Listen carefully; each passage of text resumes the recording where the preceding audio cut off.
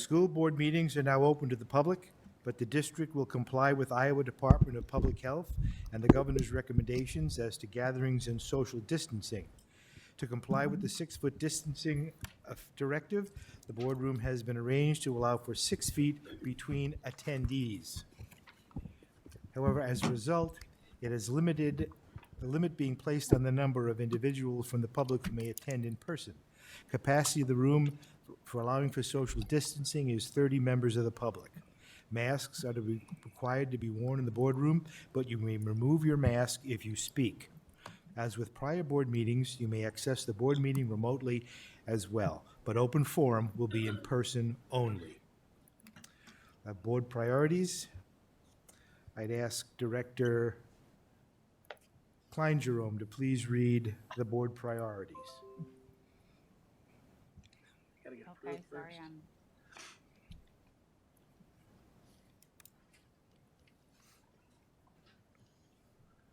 Okay.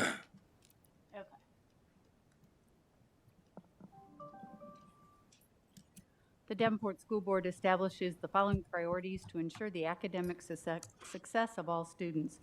Provide leadership and direction to improve the overall learning environment in our classrooms, schools, and district, including the health, safety, security, and happiness of students and staff. Direct and support actions, programs, and activities which reduce the impacts of poverty on our students, their families, and our community. Director Hayes, would you please read the mission and vision statement? I'll be happy to. The mission statement enhances each student's abilities by providing a quality education enriched by our diverse community. And vision statement is education that challenges conventional thinking, prepares all students to compete in a global society, and inspires our students, parents, staff, and community to answer the question, what if? Thank you. Thank you. We'll now have a presentation by the Equity Committee. Jamie Walker-Salas, please.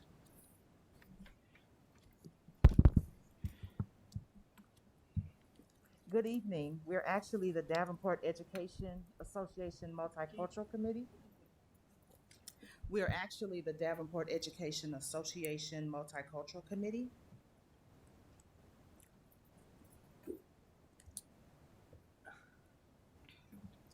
We'd like to start off today by recognizing the indigenous lands that we live on. We begin by acknowledging that we meet on traditional lands served by the Kickapoo people. In Iowa, we also recognize many other tribes, including but not limited to the Ochi, Shakawian, the Miami, Sauk, and Meskwaki. We honor America's first peoples, all elders, past, present, and emerging, and we call on to learn, share what we've learned about tribal history, culture, contributions that have been suppressed in telling the story of America. The Multicultural Committee is a partnership between the Davenport Community Schools and the Davenport Education Association. We strive to support the success of all students, families, staff.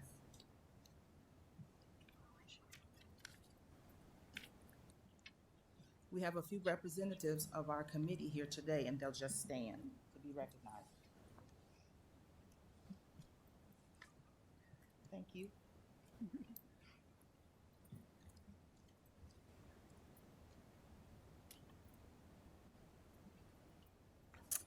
I'm Sarah McGlynn. I'm a National Board Certified Special Education teacher. I teach at Monroe Little People Special Ed K-1-2. I'm here as part of our committee representation. Our objectives that we have been working towards for the last couple of years and really digging deep since we had a little extra wiggle room during the COVID quarantine, we as a committee really dug in and did several book studies and looked at our white privilege and white fragility, as well as different ways that we can apply that information to school, or to our classrooms, excuse me. We've also done individually and collectively as a committee several conferences. We're constantly seeking out different learning opportunities, all at either minimal or no cost to us. Several of the authors of the books that we've written have been doing a lot of really great Q&As and webinars and things over the last several months. So we've been attending those, as well as collaborating with the curriculum department over the summer, where we had the awesome opportunity to create the equity innovator position and have a large seat at that table, as well as attending a lot of the community rallies and protests for Black Lives Matter and lots of the other community events that we have going on. In addition, we are working at moving forward and creating equity committees at every building. And that's several of them, including at Monroe, have already started, and we're meeting weekly. And our goal is to have that happening in every building, obviously sooner than later, and to have a kind of a collective voice coming from our committee in conjunction with the board and department, so that our messages stay unified and not like muddy down. We're also, one of the next big projects that we'll be pushing out are book studies, tied in conjunction with the teacher quality monies that we have had the opportunity to utilize before. We're hoping that the teachers will create book studies within their buildings and their circles of colleagues, and several of us will be running them. We're going to do one again with ourselves as our committee, but then also be leading them within our buildings as different learning opportunities. We've created a list that has been vetted, and we have provided like a teacher kind of a question and answer guide as we're like a book study guide going throughout those. So that's really the initiatives that we'd like to be pushing out going forward, and invite you to join any of us or your own book studies as well.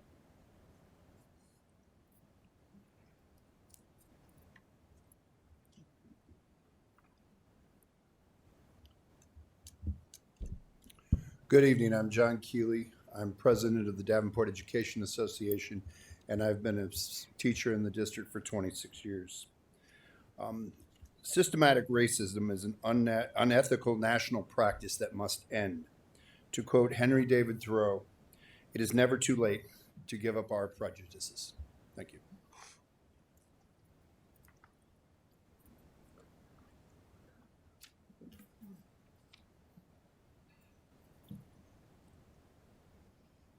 Chair touched on just a bit of the creative solutions and practical actions that we've been working towards in encouraging cultural competency and responsive pedagogy throughout the district. Our committee has been working, like we said, over the last couple of years to educate ourselves, but to share what we've learned within our buildings as well as within the community. Currently, we have members who are working with the Davenport Police Department, the Bettendorf Police Department, as well as the Scott County Sheriff.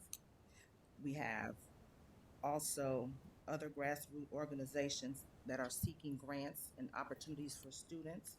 Just recently, I assisted in winning a grant from Iowa State Education Association for historically Black colleges and universities with the Quad City Ambassadors.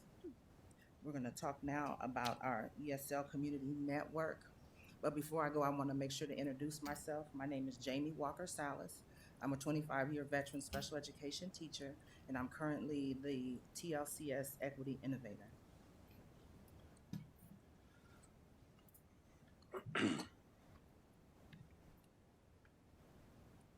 Hello, my name is Anne-Marie Tessier. I'm an ESL teacher at Buchanan Elementary and also assigned to Truman this year. One of our ESL teachers is currently working on building an ESL community with YMCA. So she's trying to develop some community partnerships to assist our students and our families. But not only our ESL families, but also our families who speak another language, but their children may not be in the ESL program. Some of the things that they've recently looked at were transportation, helping students get to the YMCA to work on some academic and content guidance with their homework. Also technology, hoping to provide some technology assistance if they don't have internet or devices in their home. Also some safe spaces for social and emotional support. So those are some things that that's currently in the works, and she's working on developing. Sounds like a great program. And that's it. Thank you.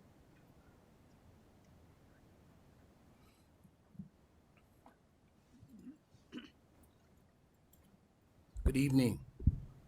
You guys say that back to me normally? Good day. Just kidding. Jabari Woods, Davenport Schools. Over the last couple of years, I've had the honor of working with this group on the areas that they mentioned tonight. We're really combining our efforts to make sure we're staying under the umbrella of the audit and its mandate. Groups like ALS, African American Leadership Academy, working with groups at Scott County Schools, working with the mayor, working with the city of Davenport. We're trying to aim at getting parents involved as a partnership with the Davenport schools. The goal is to get 100 parents trained through quad-city mediation to be able to deal with conflict resolution in their neighborhoods. So we're working together as a group, and under leadership of TJ, we're moving forward together. Thank you.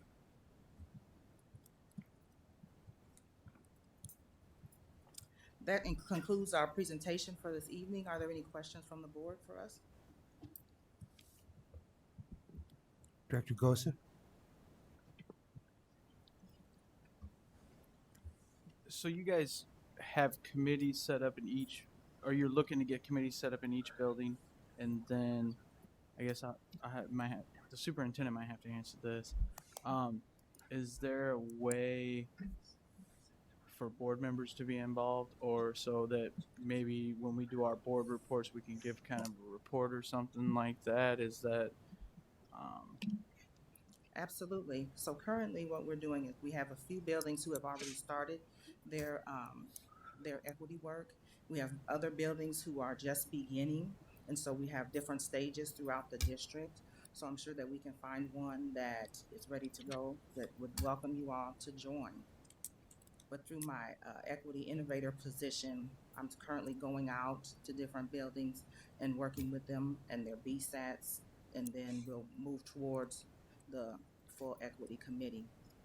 okay? And then another question: has everyone that you've approached so far been very receptive to this? Have you had any kind of pushback? I haven't had any pushback.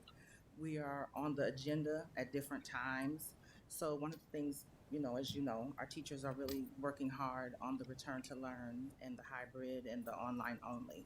And so to make sure that students are getting everything that they need with that aspect of our curriculum, that's priority number one. And then we'll bring in the equity piece to make sure that we're getting all the needs met. Thank you. I appreciate all you guys and gals' hard work. Director Beck? Thank you for coming tonight. Sorry, it got really loud. And for your presentation, I really appreciate it. And I echo what Director Gosa said. I think I personally, as a board member, would love to be involved more. I know I did a little bit over the summer with return to learn stuff, but this is something that's really important, I think, to all of us. And it's nice to see people see what's actually happening, and that we have you now in this position who can come up with some action steps that we can actually see directly impacting our students. I do have a couple of questions. Number one, board members, you can expect to see my board request about a book study again. Number two, sort of echoing what Director Gosa said, I know there have been some hurdles to making changes, particularly with respect to culturally responsive pedagogy. How has that happened? I know there's sort of occasionally there's some inertia, and it takes a while for the people who don't buy in to kind of get pushed to the side. I'm trying to think of how to say this diplomatically, but I think you know what I mean. How is that going? How have you, we're either going to bring people in, or some people are just going to end up. I can't speak to what principals will do in their own individual buildings with staff that don't come on board to the goals of the district. That's out of my pay grade. But what I can say is that we're beginning, and we'll continue to focus on the why we do culturally responsive pedagogy. And I think by spending a little bit more time focusing on the why, it will help to garner people's support for doing this for all students, because all students will benefit and have gains from it. Okay. And then my last question is, do any of our students, and I don't know, maybe you guys can speak to this, Ola and Meredith and Casey, but Do students get to participate in any of these committees, particularly, I say, at the high school level or the middle school level? Christy Pitts is starting a student voice group at Central. Okay. And it's just, beginning with everything. We had to get term 0 out of the way. So that will be starting there soon. Awesome, because I know students have a lot to say about what it feels like to be a student, and particularly a non-white student in the schools. And so I think it's important to listen to their voices. So anyway, that wraps up my questions for now. I'm sure I'll have more, but thank you so much for presenting and for all of you guys for what you're doing. Jamie, thank you very much. Thank you.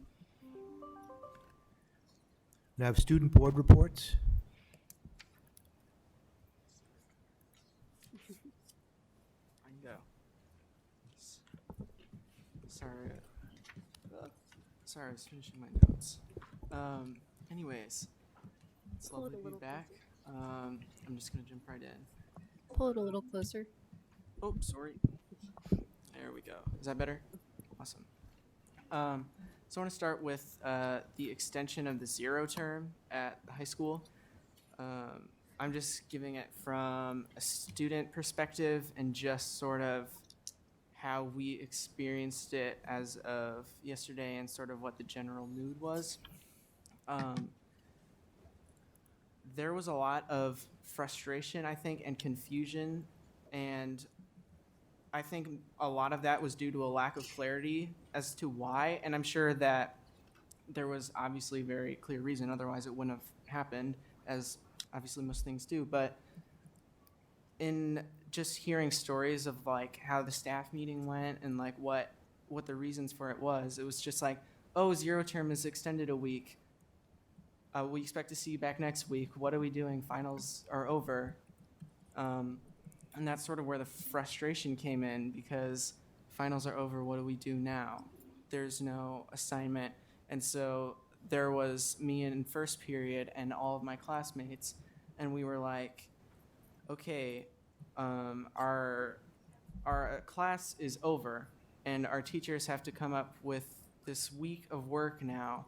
So what are we doing next week? So I know there are some teachers that are coming up with really creative solutions to the problem too, but there are some other teachers that have to grade finals over the weekend, and there are other teachers that have other things that they already had planned, and I don't know really what next week is going to look like, or this week I guess now.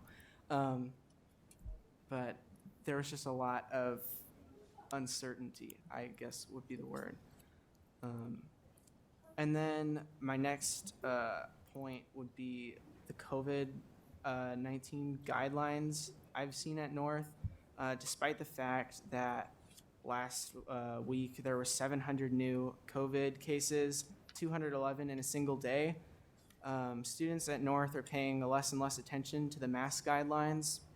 Like, I've seen a lot of students just take mask breaks, and I know that the district is getting more and more heavy about no gaiter masks now. They have to be like the full face shields.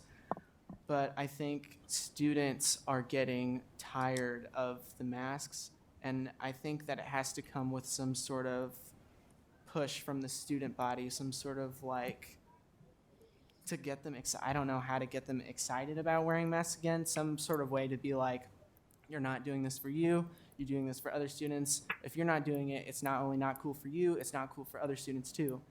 And security and staff are still adamant about enforcing the policy. I just feel like it's students that are taking a break, and it makes me uncomfortable, it makes other students uncomfortable, but overall I feel like it's becoming increasingly normal for students to just take a break in the classrooms, in the hall, at lunch. You take it off when you eat, you just walk around at lunch. And I know that after Friday, I feel like it was announced the new mask policy, where the no gaiters, and if you have a face shield, you have to have the new mask on. So I hope that that new mask policy can hopefully resolve some of this too. But those are just some general observations that I've observed. And that concludes my student report. Thank you.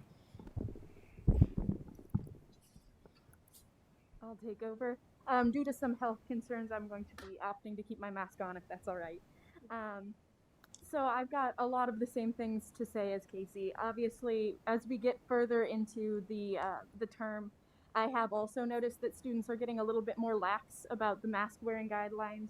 And I believe Casey mentioned having a push from the schools to really enforce that and make sure it's being followed. And I've noticed that a lot of the individual organizations at Central have been putting out mask campaigns of sorts. I know the Drama Club is working on a mask campaign, and a lot of individual organizations have been selling masks. And I do think that has been helping with the mask wearing push. So I don't know if that's something that can be integrated into other schools, but I've noticed that working really well at Central. So I figured I'd throw that out there as an option. I know everyone at Central was also pretty concerned and pretty confused about the extension of zero term. A lot of our teachers were aware of what was happening though, and they were able to give us pretty detailed explanations. So that kind of put a rest to the students' nerves a little bit, but I know a lot of students are concerned that they will be dabbling in busy work for the next week. And that's a concerning thing for students, is they want their time to be well used and well managed. And obviously we'll work through that. And then to end on a high note, we had 18 students accepted into the All-State Music Ensembles from Central. So I figured I'd end on a positive note, and that wraps up my report for the week.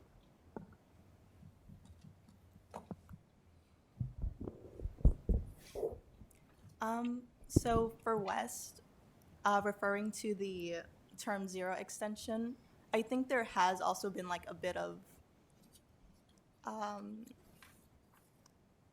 displacement in feelings when it comes to that.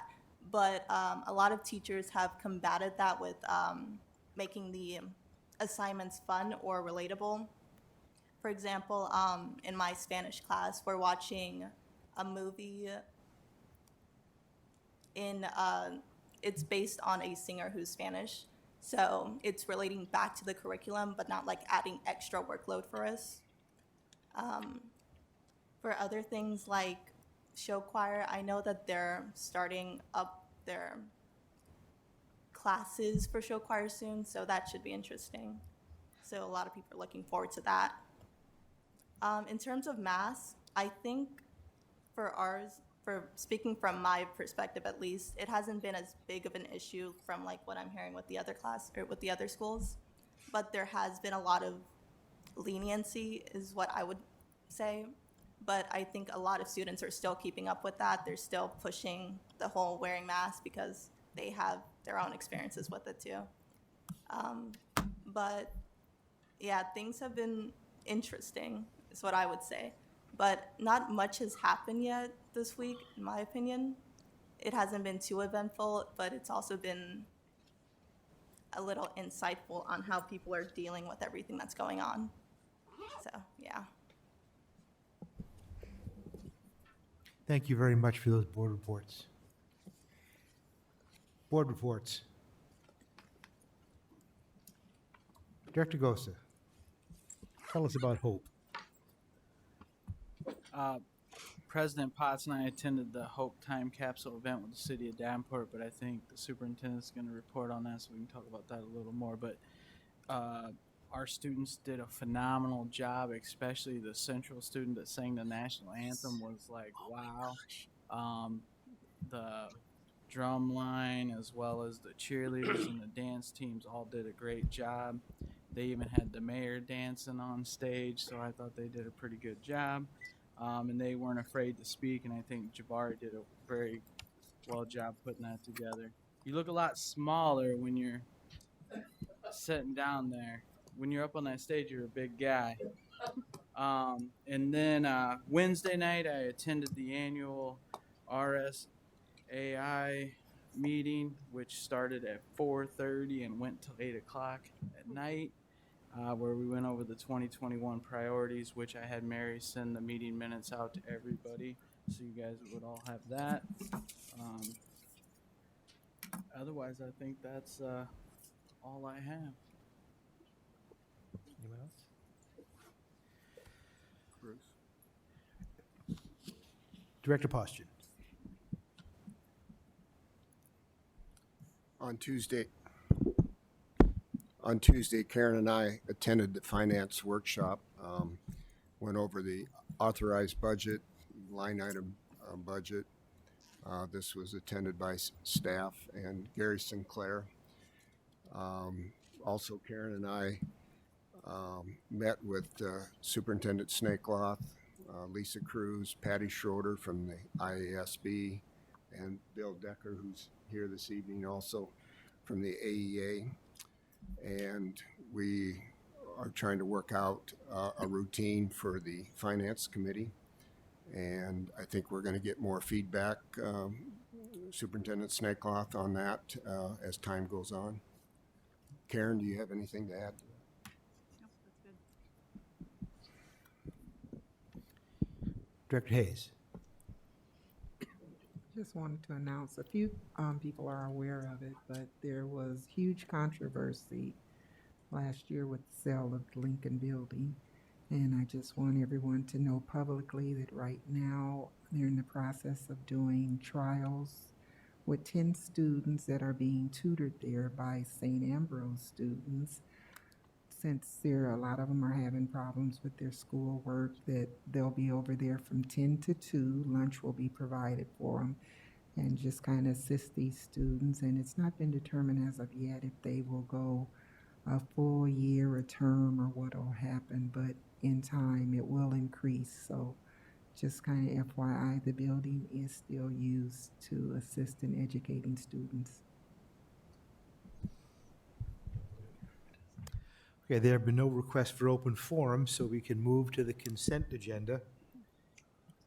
May I have a motion on the consent agenda? Mr. President, Director Hayes, I move the board accept the consent agenda as written.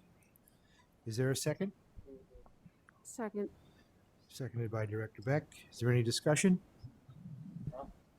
Being no discussion, we'll move to the vote. Director Hayes, Yes. Director Beck, Yes. Director Klein-Jerome, Yes. Director Gosa, Yes. Director Postian, Yes. Director Snyder, Yes. and my vote is yes, the motion carries. Chair will entertain a motion on the approval of bills. Mr. President, Director Snyder, I move that the board adopt the resolution that's recommended by the administration for the bills from the bill listing period of 10/8/20 through 10/21/20, whereas resolved, all claims presented to the board having been duly certified as correct by the secretary, reviewed by the administration and board members, and they are hereby audited and allowed as just claims and warrants drawn on the treasury for several amounts. Further resolved, the payment of claims and salaries be approved as presented for the periods of 10/8/20 through 10/21/20. is there a second? Second. Seconded by Director Hayes. Any discussion? Director Gosa. I just have a quick question. So we have a finance committee, so if there's like questions on the bills, do we direct that to the finance committee? If we get it like Friday and then they can get the answer for us?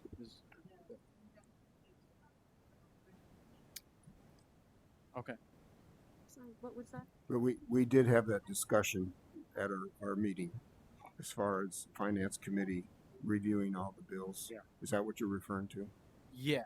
Yeah, if there was just, I don't have any, but I'm saying if there was a question, I know we have had in the past. Thank you. No, you would direct that to Mary, who'd get you the answer. Okay. Yeah. Yeah, because they don't have the access. Well, I don't think, that wasn't the discussion last week, that the finance committee was going to take over that we would sit down and look at all the bills and that the questions would be directed to us. Now, that hasn't all been worked out yet, but eventually that is the plan. But not immediately. Right, we don't have the plan put together. Further discussion? We'll move to the vote. Director Snyder, Yes. Director Klein-Jerome, Director Hayes, Yes. Director Klein-Jerome, Yes. Director Beck, Yes. Director Postian, Yes. Director Gosa, Yes. and my vote is yes, the motion carries. Chair will entertain a motion on the approve of the contract for the IMEG engineering. Mr. President, Director Beck, You skipped the superintendent's report. Oh, yeah. We didn't have a mic before. Go ahead. You got How about yours, Casey? a report? Yeah. Give us a report. All right. Well, in a time of constant change and uncertainty, October 17th, we had a moment of hope in the park where a large group of people, well, socially distanced, came together, and the symbol of planting a tree and talking about the direction that our community can head out of this was a wonderful event. And it was attended by many people from Davenport schools. I know Jake was there, Bill, several administrators, board president, vice president. I think there were some other board members there. But it was a wonderful event, a symbol of hope in this time. And I will tell you, Jabari, you did a wonderful job representing the district and showcasing exactly the mindset that we need to have in this time. So, Jabari, if you wouldn't mind just kind of recapping that event for some of our board members and community that were there. Sure. Thank you, TJ. It was an incredible event. I think anytime you get adults together with children, it creates this atmosphere that anything's possible. And TJ tied it in well with Mr. Potts that hope is something you can't handcuff it. You can't put it away. When you look at children, they do give us hope. In a climate where we're dealing with, all these different things in the world, climate issues, race issues, systemic issues. When you come together, no matter what color you are, and you show the children that we can get over anything if we work together peacefully, it does create that hope. So I was honored to be a part of it, TJ, and the staff that were there. And I hope every student in Davenport School knows that these dreams aren't just for adults, they're really for you. You're truly our future. I want to give every student in Davenport, every kid in the Quad Cities an opportunity to submit those dreams, put them on your refrigerator, put them down, write them down, and believe that they're going to come true. And TJ, we're going to work this thing together. And as TJ leads us and our board, we're all going to learn together how to grow and hope in each other. Wonderful event. Some of our other administrators that were there, actually, our Jamie Weinsroll and her family were there, Aaron Vincent, Teresa Betchen, and Steve Muhlenhausen were in attendance there. They all had students that were there. And, if you want to see a symbol of hope, that kid that sung the national anthem, our drum line, our dance, that's wonderful. Listening to our student voice here, that's the world is in good hands, and it's never more apparent. And that's what gives me hope on a daily basis. So, TJ, I want to also mention City of Davenport, all your officials, Mayor, City Administrator, Corey Spiegel, Mayor Matson, thank you so much. This is the beginning of a great relationship. And as we move forward with our efforts, just know the community is going to do the same thing. We got a lot of enthused parents and students going to keep this thing going. Thank you very much, Maury. Okay, now the chair will entertain a motion on the approval of the contract with IMEG. Director Beck. Mr. President, I move that the board approve the contract with IMEG Civil Engineering as Sure. written. Is there a second? Second. Seconded by Director Hayes. Any discussion? Director Snyder. I just wanted to find out if this was on the construction plan. When I was on the board before, we had a 10-year plan, and I'm not sure if that's still in place, but was this planned for, basically?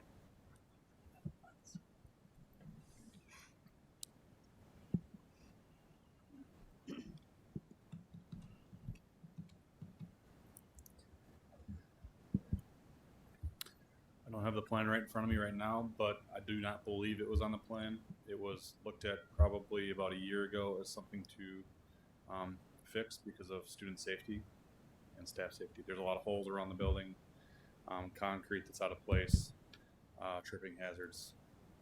People or children get their feet caught somewhere and injure them. All right, thank you. Director Gosa.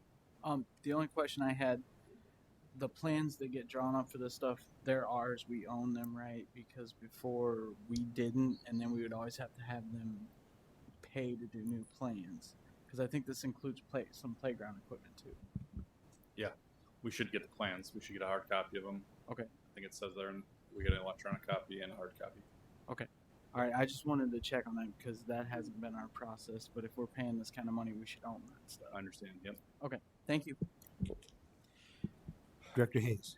Just for clarity, it says that the preliminary budget for the project was $880,000. Am I clear in understanding that we're gonna just pay the lump sum of the 67.5 and done? Yeah, that would be for the contracted services for IMEG. And then there's an additional $800,000 for the contract of the work. Is that what you're asking? Mm-hmm. Yep. Okay, thank you. Director Beck. This question is maybe slightly an aside. I noticed, so you said there is going to be a play area replacement. I noticed that the play structure at my son's school is starting to have some spots that aren't as safe. Do we go through every year and repair and replace those, or are those play structures that have been built with PTA funds, or are we responsible for those? I guess is my basic question. There's a plan. I believe there's a kind of a long-term plan they've looked at over the years and kind of systematically gone through buildings one at a time. Okay. When looking at this building, when I looked at the fact that we were fixing it because of safety, it looked like some of the playground equipment was having some issues as well. And I thought if we fixed the inside of the building not very long ago, we should just fix the outside of the building at the same time. Okay, thank you. Any other questions? Move to the vote. Director Beck, Yes. Director Hayes, Yes. Director Gosa, Yes. Director Klein Jerome, Yes. Director Postian, Yes. Director Snyder, Yes. and my vote is yes, the motion carries. Chair will entertain a motion on the approval of policies. Mr. President, Director Beck, I move that the board approve the policies as recommended by the policy committee. is there a second? Second. Seconded by Director Hayes. Discussion? Wait, do I have to list the numbers of the policies?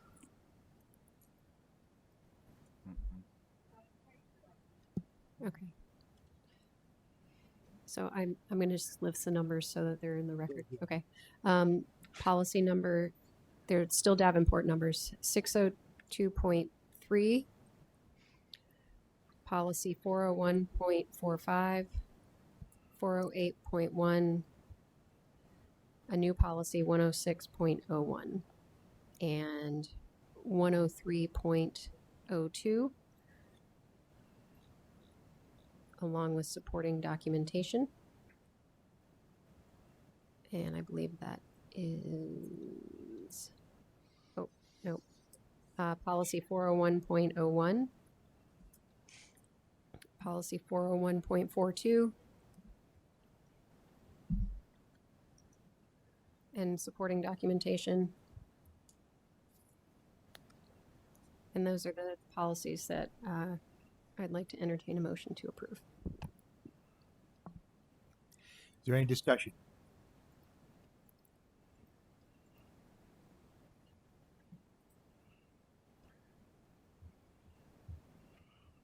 Being no, Director Gosa.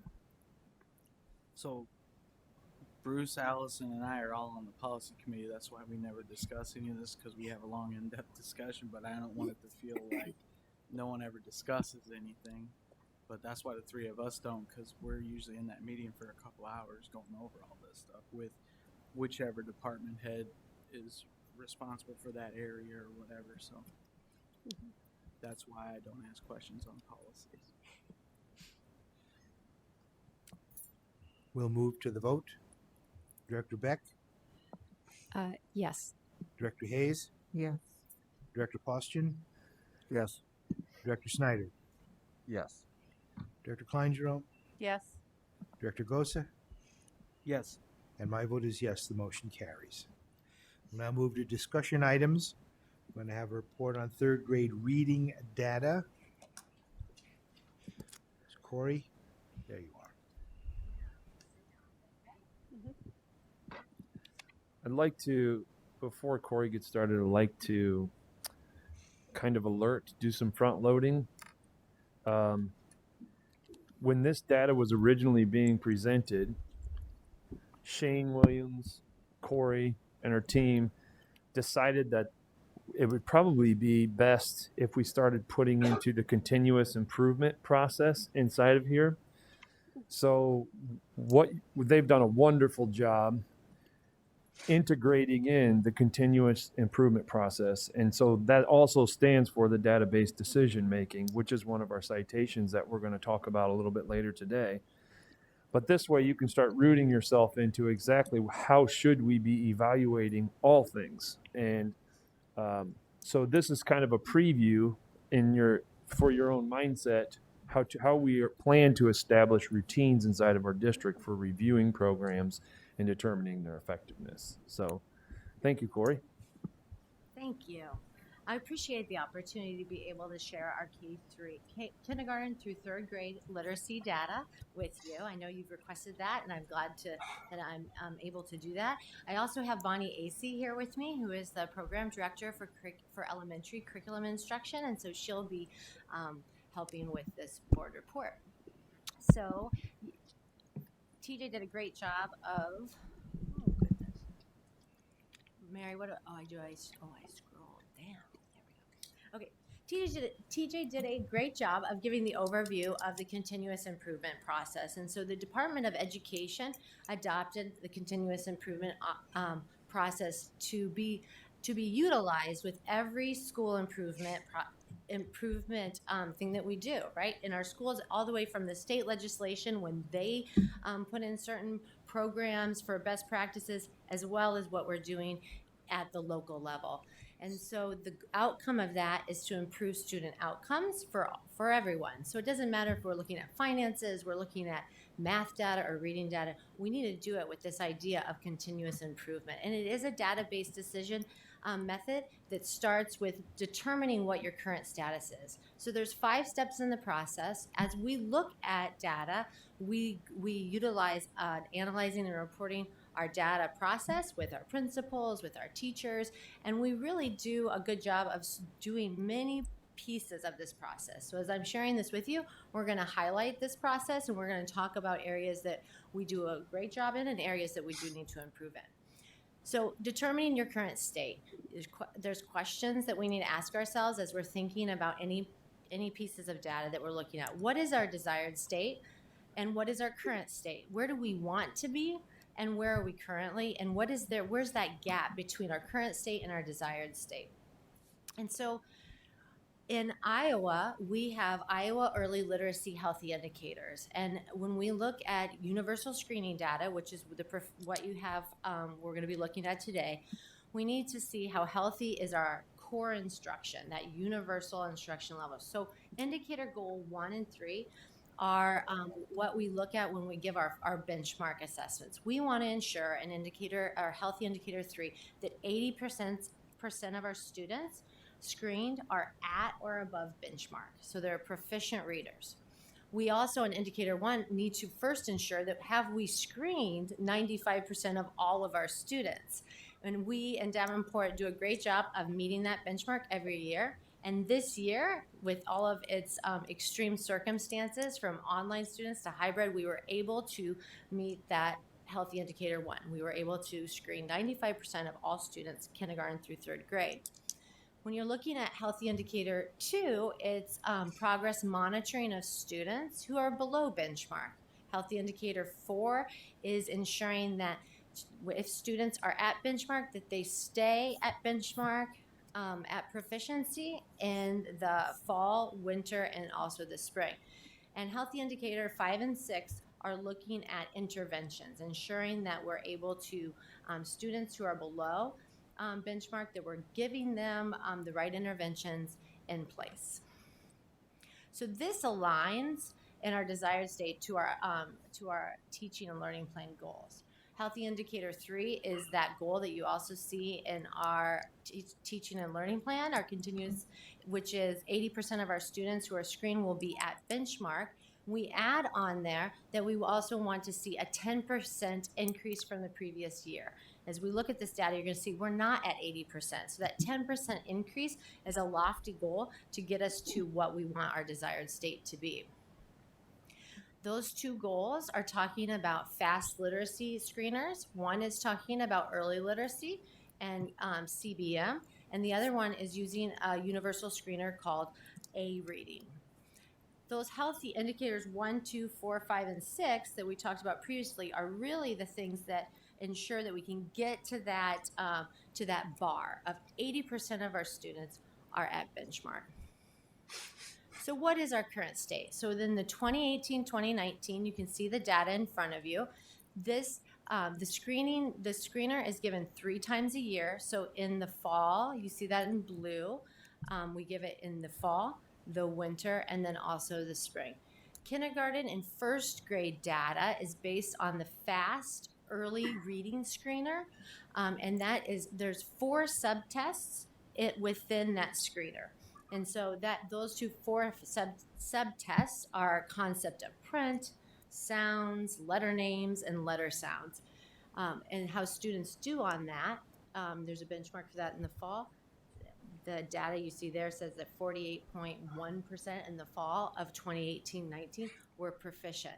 So in kindergarten, you can see, our students increase in the 2018-2019 at each benchmark.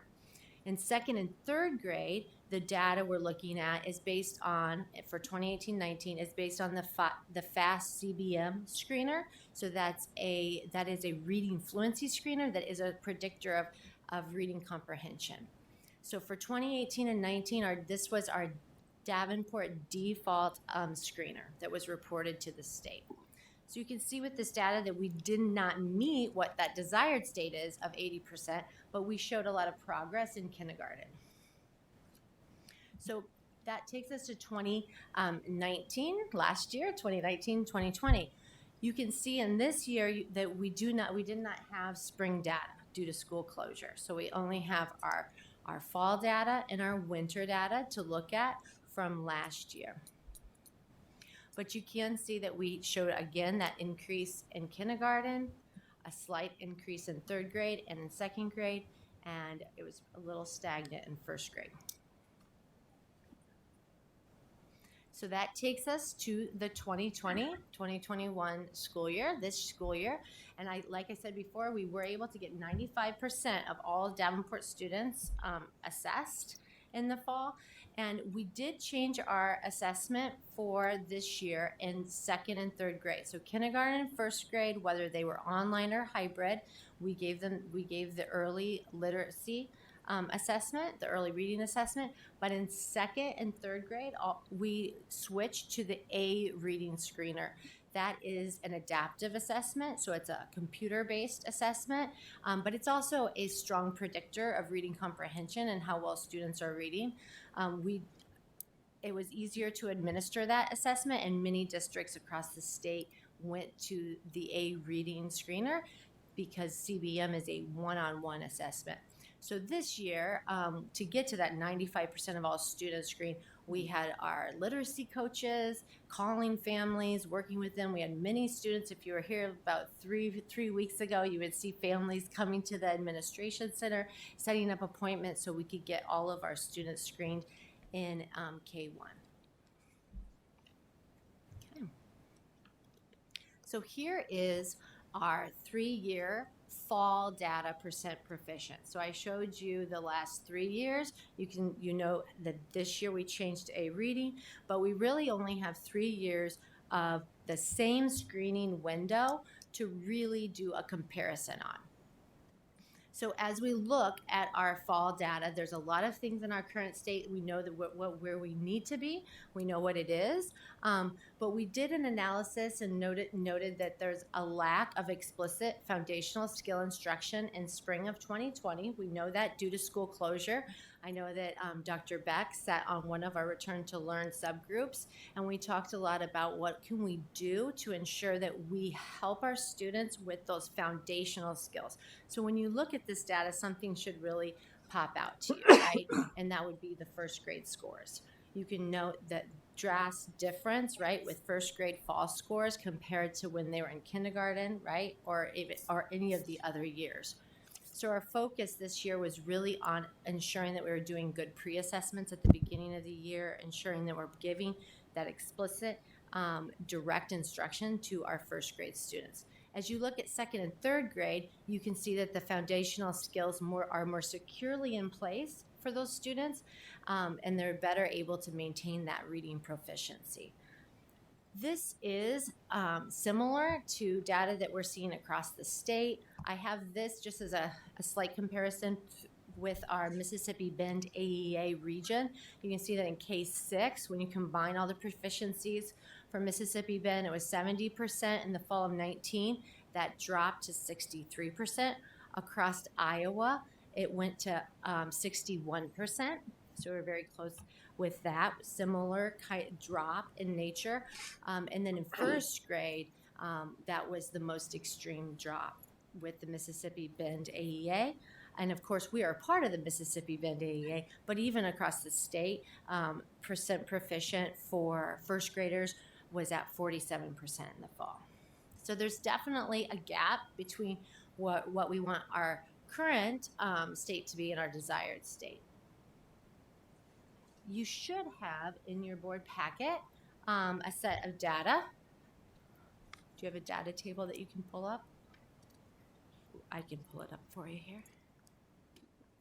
So another thing that we look at when we're looking at our data is looking at subgroup information. And so here you're going to see an analysis of all of the different subgroups, or I'm sorry, the data set of all the different subgroups that we look at. We look at this data by cohort, and also by trend data.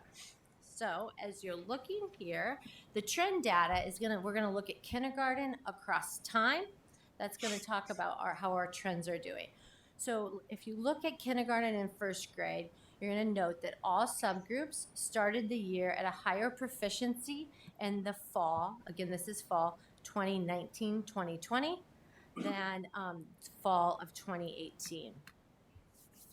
All subgroups except kindergarten and 2 or more races started the year at a lower proficiency than kindergartners did fall of 2019.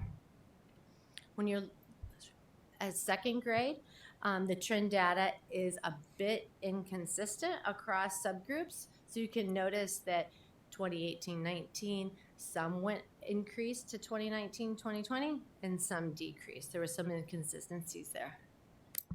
Sorry, I didn't mean to interrupt, but you said this is percentage of students who are proficient or percent proficiency for the students?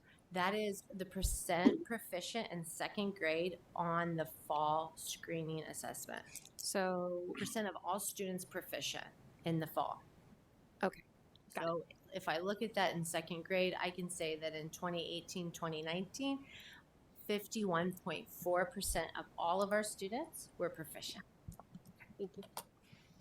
In third grade, if you look at third grade, all subgroups except EL started the year at a higher proficiency again in 2019 than the fall of 2018. And then in the fall of 2020, all subgroups except Hispanic, Latino, and 2 or more races started the year at a lower proficiency than the third graders did in fall of 2019. So you can see that drop in most cases from 2021 to you can see the drop from 2020 to 21 to the previous year. Then the next way that we look at data is cohort data. So I know that question came up in the last board report when we were talking about assessments. We also look at that. So that's looking at kindergartens last year compared to first graders this year and seeing how they are doing. So when we look at our cohort data in kindergarten students in fall of 2018 showed an increase in percent proficient as first graders in fall of 2019 across all subgroups. During the fall of 2020, if we're looking at the 18-19, the EL cohort group continued. They were the only group that really continued to increase from their kindergarten year from first and then to second grade. Our first grade students in fall of 2018 did show a decrease in percent proficient as second graders in fall of 2019 across all the subgroups except Black or African American students. And then during the fall of 2020, all subgroups continued to increase percent proficient from second to third. So I know this is a lot of data. I know we're talking about lots of different changes between trend, looking at it in one grade level across 3 years, looking at cohort data, looking from kindergarten to first grade to second grade. But these are the type of questions that we need to engage in to ensure that are we making the right moves in the right direction. And it's a part of that continuous improvement process, which the first step is, what is our current state? And then what's our desired state? And is there a gap between those? Mary, if I go back, am I going to get there? Ooh, I did. Okay. Just 1 second. All right. So that gives you an overview of our current state, and I'm going to turn it over to Bonnie. We're going to go to the second step of identifying strengths and barriers.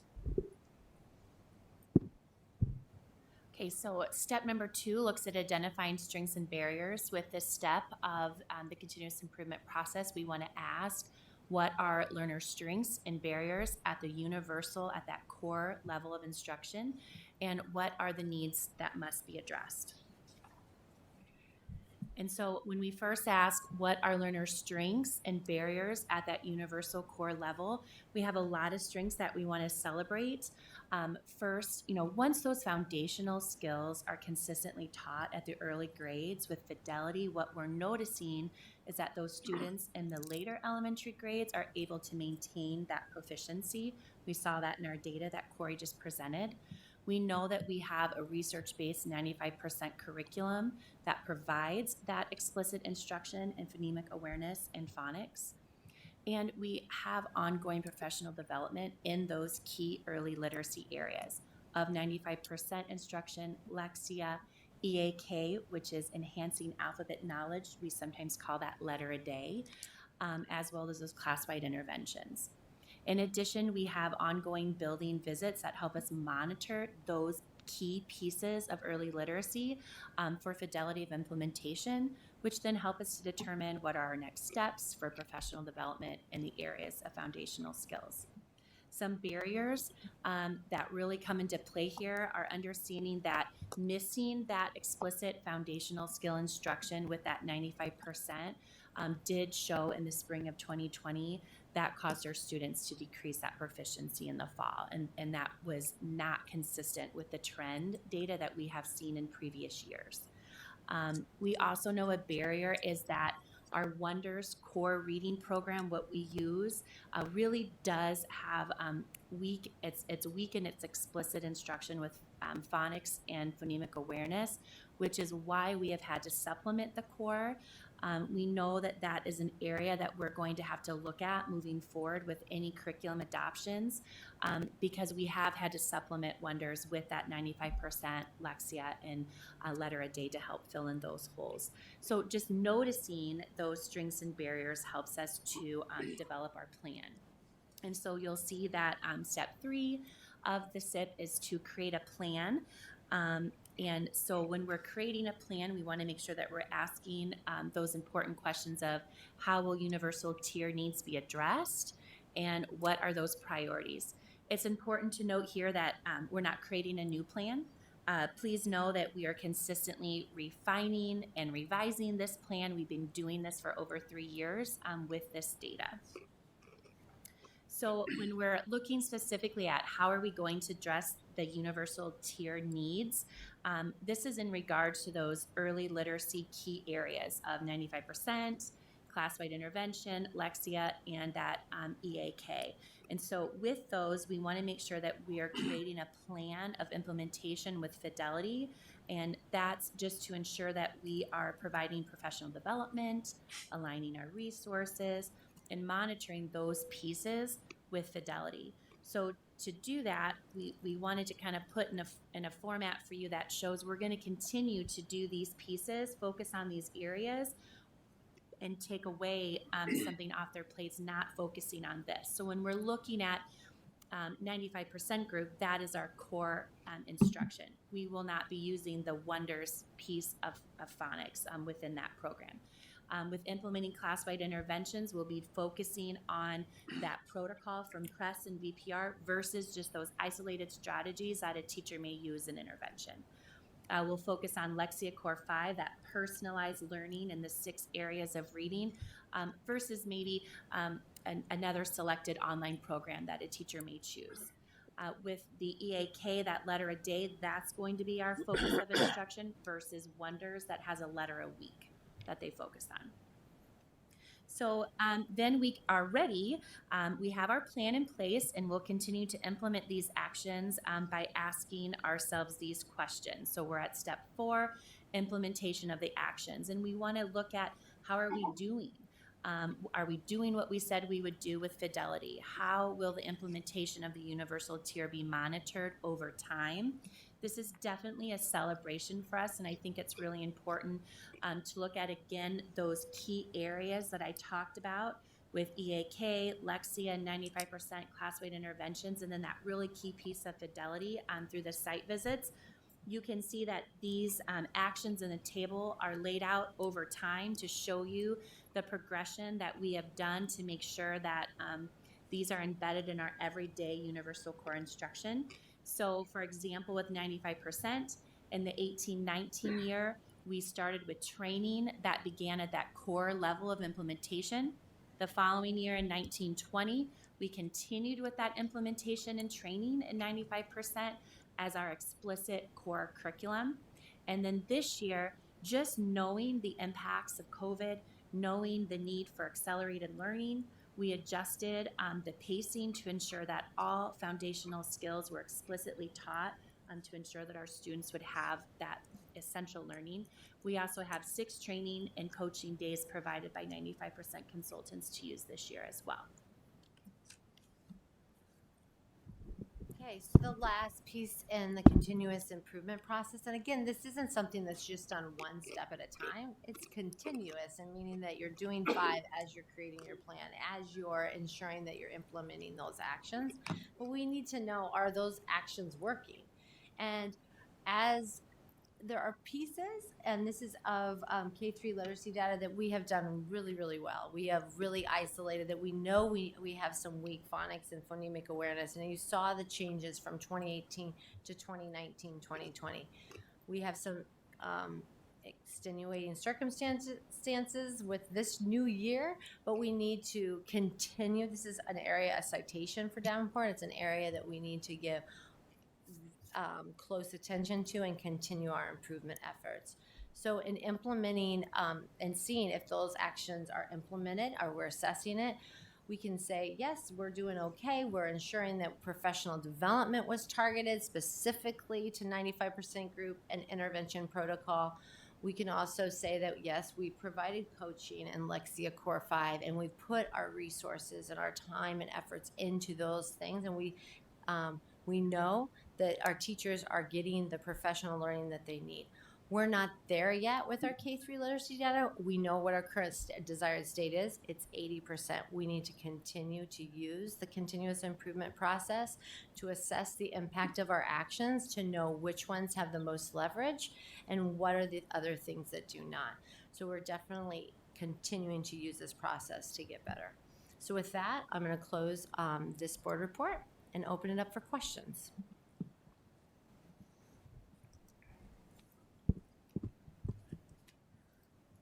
Director Kosa. First, I want to thank you. This is the stuff I've been asking for over a year. You did a SWOT analysis, strength, weakness of target. Okay, you did a strategic plan. You always roll through the strategic plan. Had we done this stuff well over a year ago, we would probably be in a lot better spot. But I can talk all day about that, but I'm not going to. My question is, you've done the strength and weaknesses of the district. Have you broken it down by building? Because obviously some buildings are going to have strengths where other buildings might have more weaknesses, right? Is that something we're going to get to at some point? Because obviously you can tell by the numbers you're getting if it's a certain area that needs work. And then I would assume that fall numbers are going to be lower, winter numbers should be higher, and spring numbers should be the best because those were our benchmarks to get supports in. Do we have adequate enough supports to do the things we need to do? And then is there a way that you can make sure the supports are working and they're being utilized correctly, I guess? If you want to start answering some of those, 'cause I have a whole ton, but I'll probably let some other people go too. So you had two questions that I heard. So tell me if I hit the mark. First was, do we analyze the data at the building level? And the answer is yes. This data report could be 2 hours in length, right? We could go into all of the different pieces, but we do. We look at it at the district level, and the same continuous improvement process is done looking at it by, we did subgroups, but also at the attendance center, the building level, and then buildings also do that for the students that are just in their building. So it is looked at like that, and you can have that data if that's what you desire. Then the second question you asked is if we are able to put the right, are we able to ensure that the right supports are going to the right students? So that's part of that, one of the healthy indicators, right? It's looking at students who are below benchmark. Are we progress monitoring those students? And are we giving them an intervention? And we are monitoring that. That's monitored not just through site visits, but also in the way that they report their data. So we know if students are being progress monitored, and they have to track the interventions that they're giving to those students. Okay. And then you said you do building visits for implementation. How often are those done?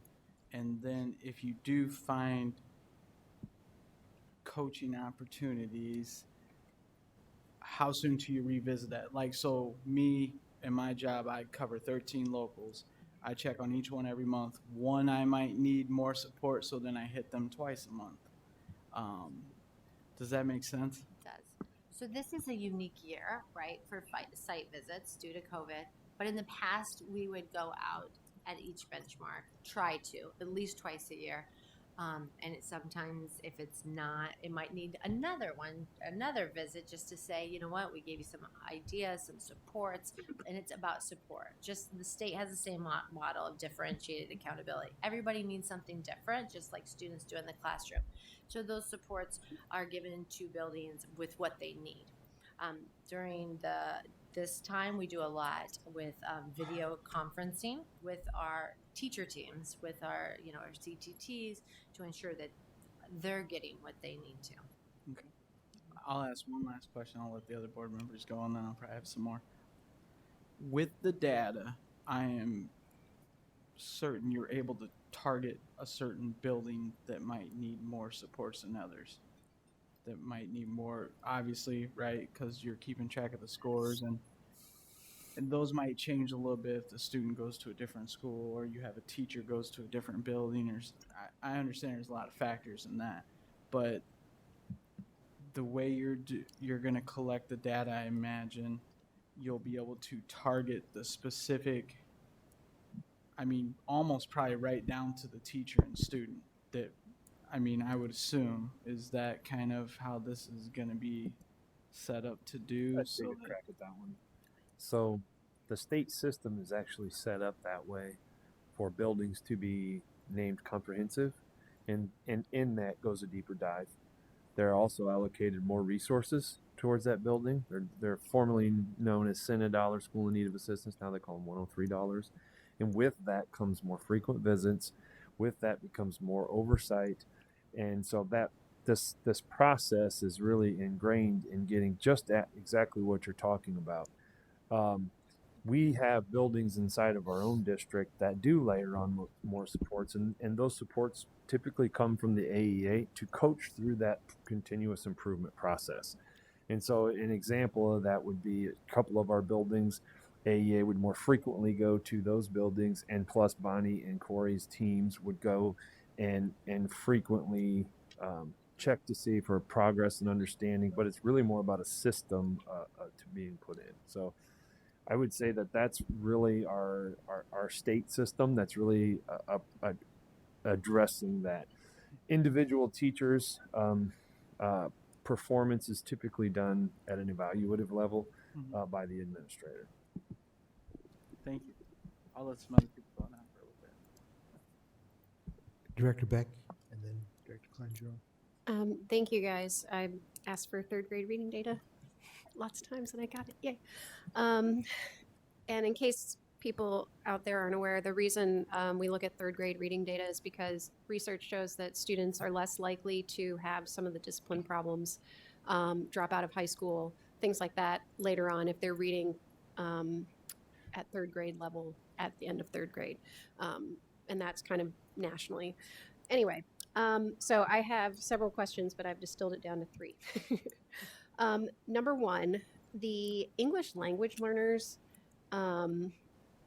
jumped a lot in terms of, what was it? The second grade English language learners went from 14.3% proficient to, and the year before was 17.6 to 38.9% in the fall of 2020. And that is fantastic. So my question is, what were the ELL teachers doing that allowed for that incredible improvement?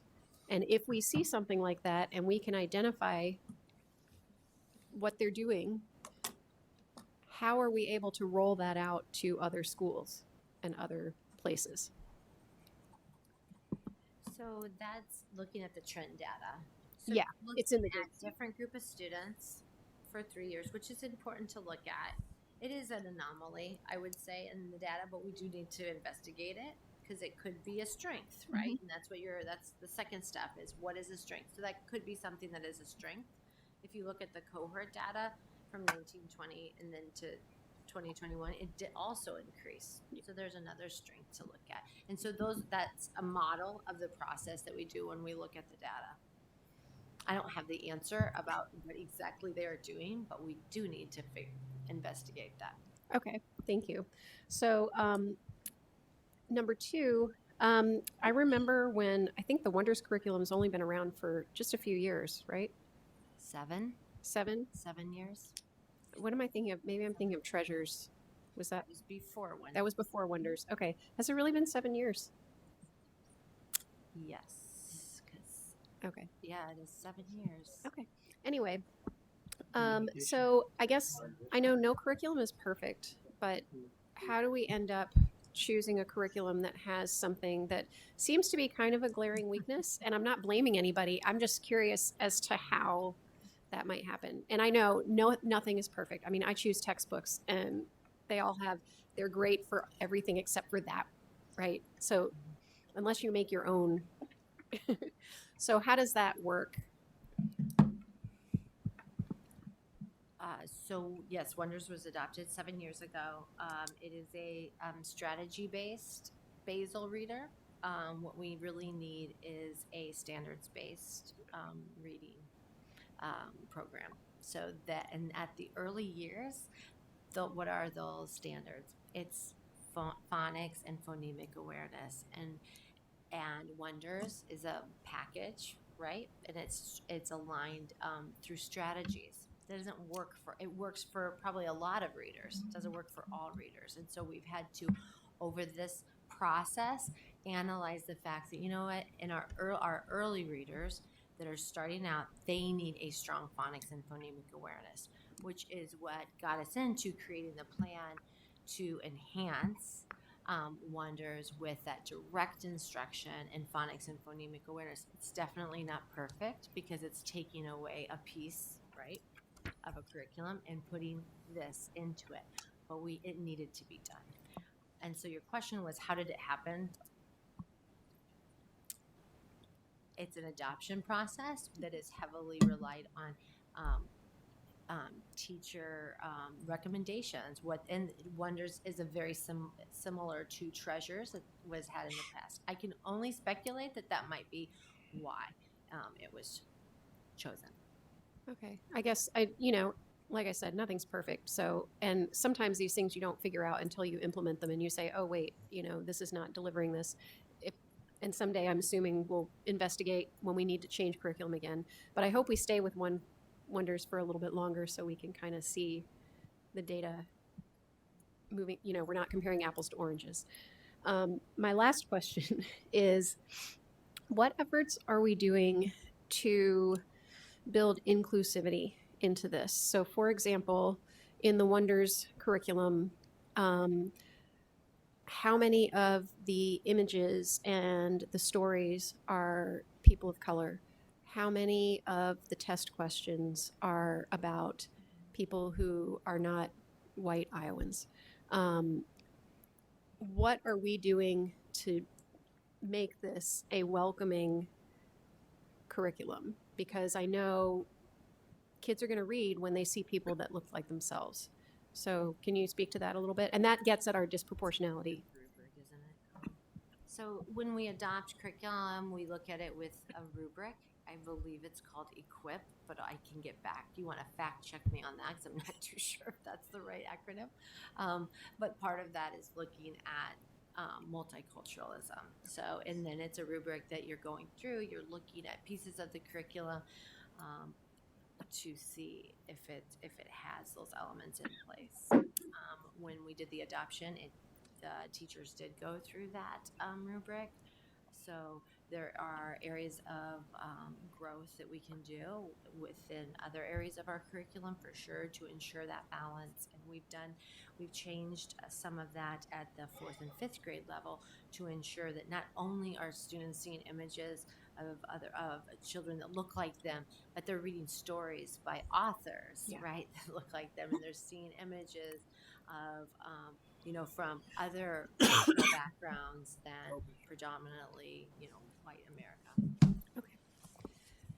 Thank you very much. And I did just want to say I appreciate the action plan where you're saying we will not continue additional teacher-selected programs. I mean, not that people don't pick good stuff, but it's very hard when everybody's doing their own thing to kind of, I appreciate you guys saying, no, this is what we're going with, and listening to that feedback and changing it only if it's necessary. So thank you.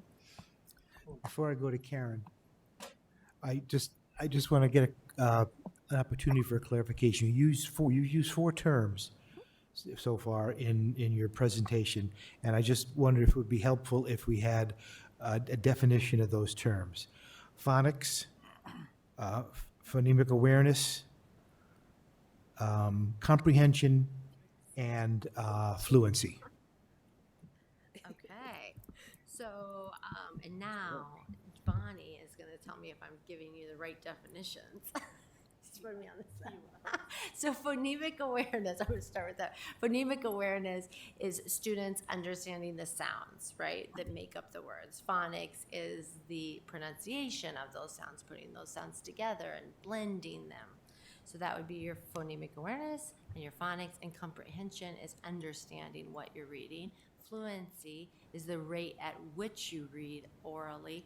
Fluency has a great predictor, right? If you're able to fluently read, you typically are reserving enough of your capacity to be able to understand what you're reading. So that is why we use that typically as a progress monitoring, because it also is looking at the phonics piece of it. If you can put the words together, you're fluently reading them, you can understand what you're reading.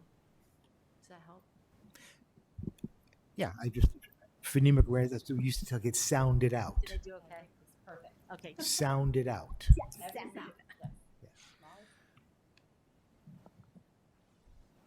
And I would disagree about the fluency, but that was from my own personal experience with it, because I don't think you have to read so fast that you don't always get the comprehension. I think comprehension is more important, but that was my experience as I was teaching. It is disappointing to hear that we've adopted and put so much money into a curriculum that is lacking a whole lot of stuff. So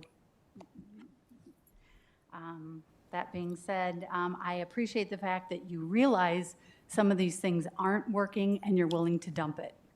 That has not always been the practice in the district.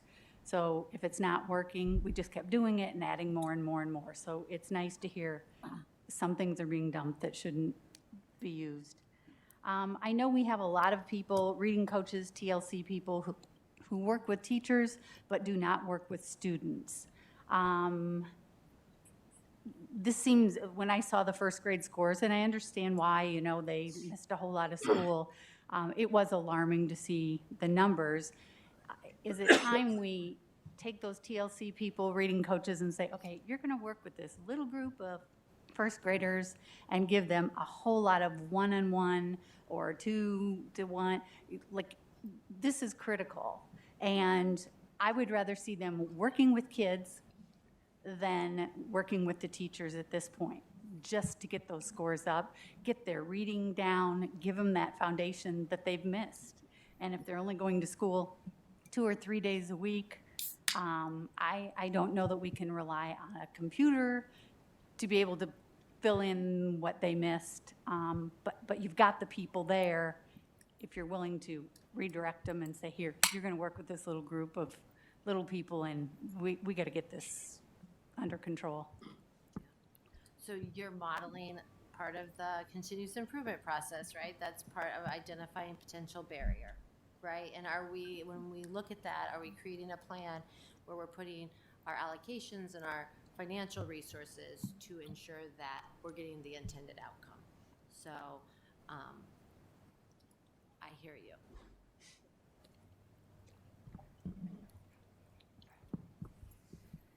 Other questions? Director Poston. Well, just follow up what Karen was just talking about. When we've only got the students in class half the time, how effective is this going to be in getting these scores up and increasing our percentages? In my own mind, that's going to be tough until we get these kids into the classroom 100% of the time. Yep, that is a concern that, I mean, we share, I think we all share, right? Is how is the impact?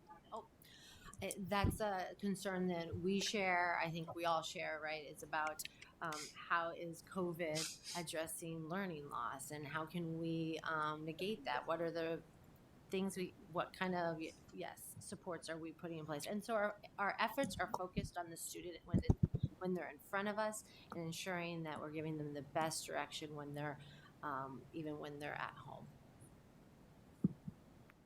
And then one other question, under create a plan, you talk about we will not continue an isolated strategy utilized as class-wide intervention. Would you explain that a little further?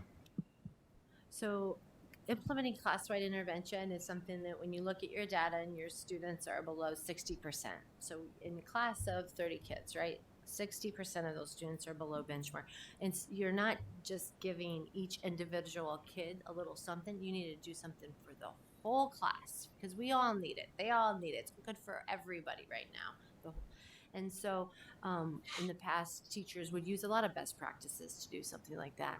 Readers theater, some great things. They're not bad things. It's not saying that you can't do them, but it's ensuring that a evidence-based class-wide intervention that we've trained on, we put a lot of finances in getting that intervention to be trained, and the materials is utilized. So it's saying that that is the thing that we're going to ensure we're using. It's like what do you call it? Like the vitamin for the core, right? You're giving that vitamin, everybody's taking it, it's the same thing. So it's just more of a systemic way of doing it, ensuring that we're using press, right? Instead of some of those just, oh, I really like this thing and it works for me, I'm going to use it.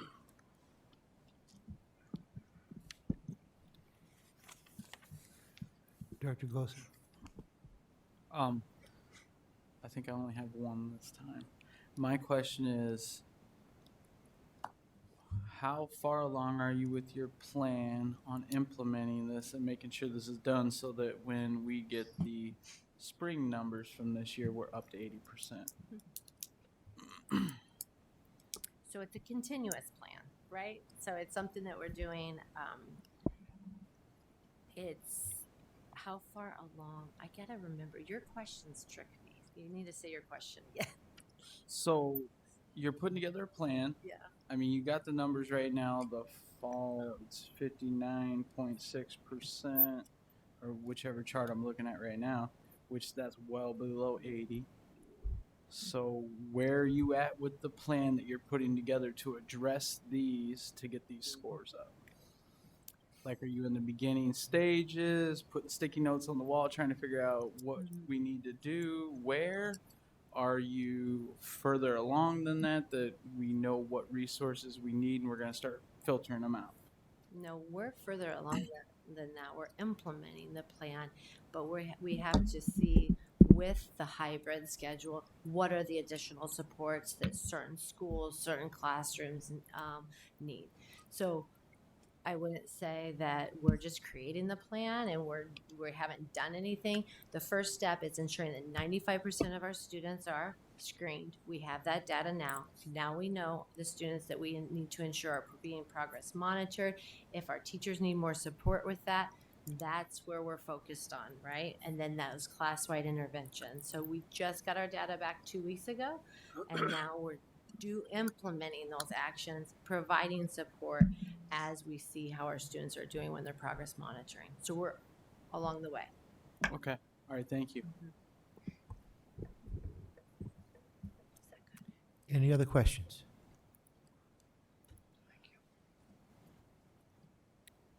Thank you very much. We'll now move on to a overview or a brief discussion or a presentation on a citation update. So just to piggyback off of everything.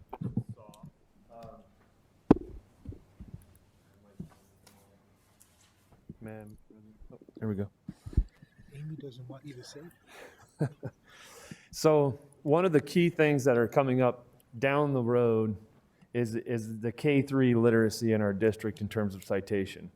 So we know that that's something that we're going to continue to work on and receive direct feedback from the state and the AEA. So, but that's our current status, our current reality, and how we are moving forward with the issue of early literacy. Which there's some wonderful things going on in our early literacy in terms of closing some of the gaps that we have. I wanted to give specific updates in 3 areas. The first one would be in crisis response, violence prevention.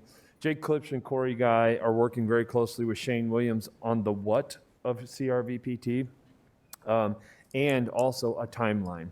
But here's the 3 key areas I want you to know. Recently, the teams have been reestablished in this area. So there's a district team that has district level leaders on it. And that team solely works on the implementation of the team and developing the professional development and timelines that occur.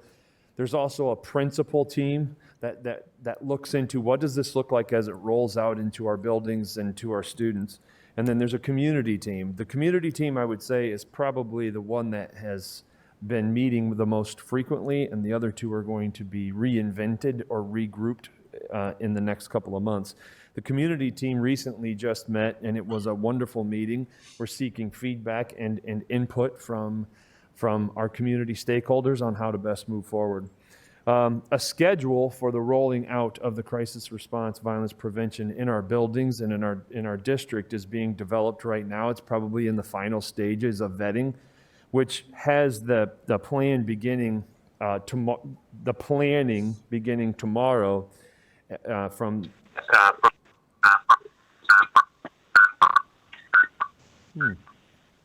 So the plan has this being rolled out to our buildings in the middle of November.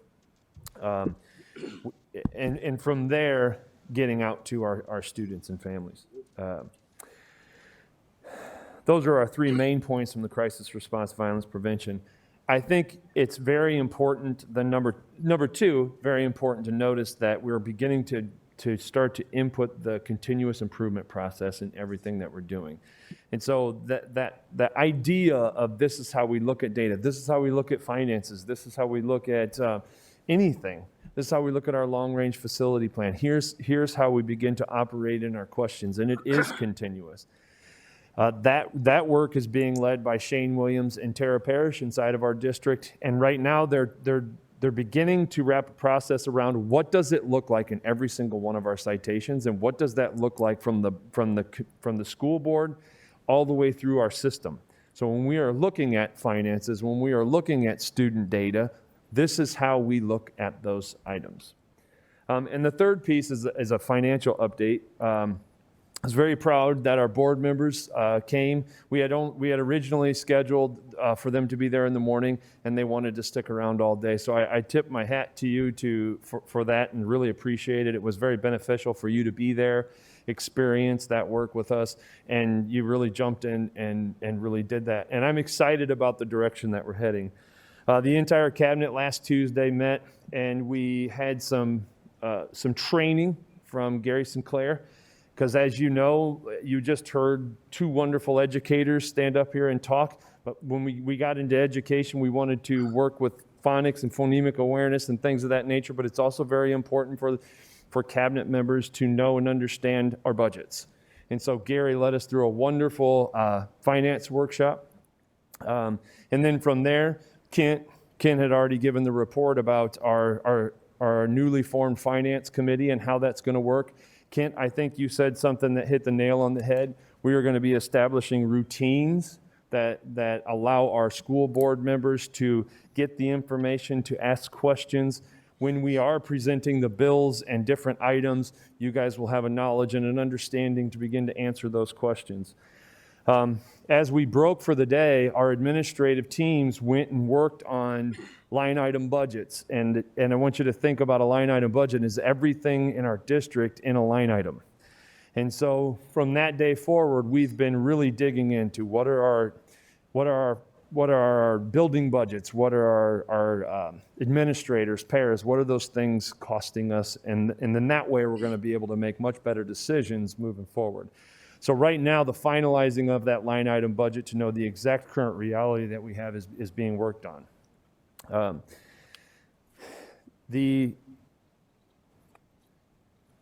So as we're talking today, we're not quite sure exactly how we're going to end the school year in terms of our budget, but we've got it pretty close. So we're looking to present some information and data to you at the next board meeting. That concludes my report on our citations and updates. And I'd entertain any questions right now.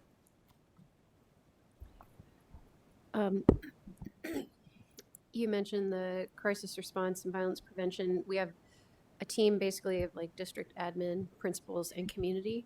Do we have student voices in any of those groups? Yes, it is in the plan to incorporate student voices into that group, yes. Okay.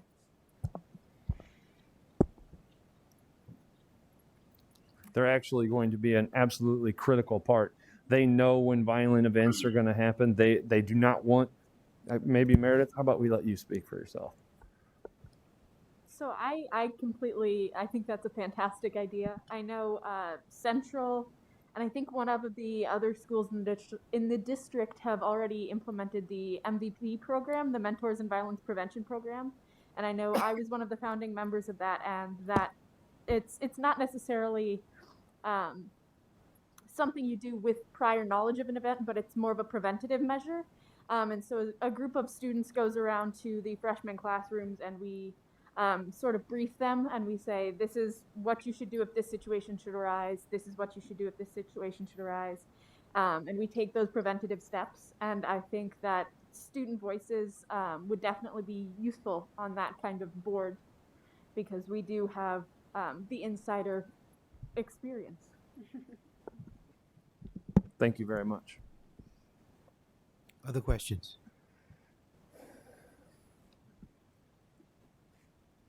Director Gosa. I guess if no one else is going to ask questions, so we get dinged on.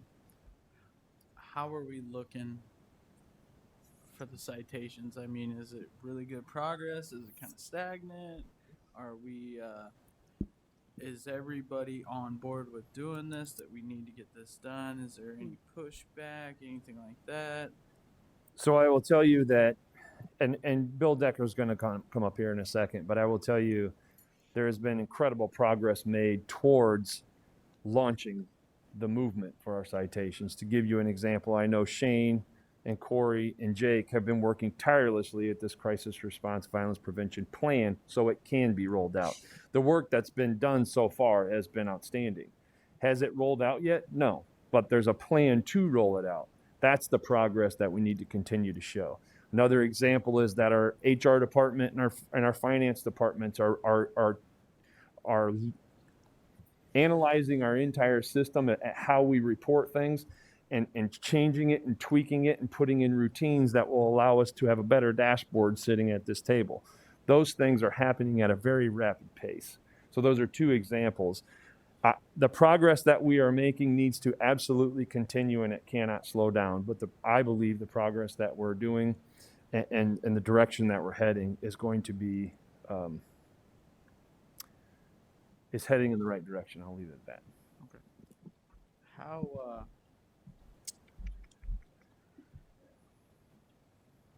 How soon will we be rolling some of this stuff out to where we're like addressing it, boom, right now? I mean, I understand you got to work on it, you got to have a plan to roll out and stuff like that, but how soon can we see some of this stuff come in? Excellent question. And the timeline was almost finalized, but the first training is happening in the middle of November. So we're a couple of weeks away from bringing all the leaders in to do the initial training. And when we train our leaders and our building leadership teams, that's what starts the rolling out process. And so that process is actually going to start in the middle of November with hopefully, I think the actual plan that we saw today had an end date of December 18th, not an end date, but that's one of the benchmarks that we're having. So basically the middle of December, we will have a good chunk of the very initial crisis response violence prevention training implemented. So very soon.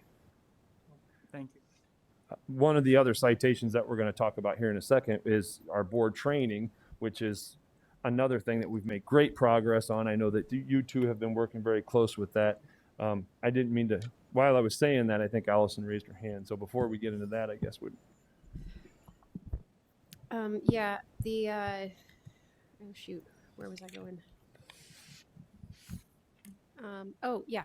So we're talking about this crisis response and violence prevention, and we know that right now we have, less than half of our students in the buildings at any one time, right? So statistically speaking, we're going to see fewer incidents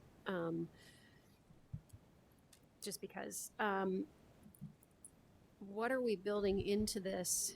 To make sure that the trainings that we do this year are still implemented with fidelity next year when we have hopefully all of our students back in their buildings, and B, to actually address some of the trauma and issues that students are dealing with now, being at home, not in the situations that they were normally in. It's affected different people. Parents have lost jobs, whatever. Are we building in some of that extra trauma-informed response to knowing that what might be coming down the pipe in the future? Yes, we are. Those things are being built into here. An example of that would be we're working very closely with our agencies, one of them in particular, Family Resources, to provide this care after an event. And so that's just one example of how we plan to address that during an incident. If that answers your question. Sort of. I guess I'm thinking, everyone's been affected by COVID, and even students who maybe wouldn't have been the students who got involved in a violent incident before COVID might be now because they've had all these other stresses placed on them. Have we built in, that kind of thing to make sure that we're not just planning for preventing the violence we saw last year, we're planning for preventing the violence we may see in the future? I think what you're asking are what are we doing for the everyday social emotional behavioral health of our students, and that's I would say that's completely different than what we do during a crisis violent event. I think that would be a great discussion item to to put on a future board meeting. How are we addressing those in our meetings? I think that would be great to discuss. So the fact that we're sort of in a long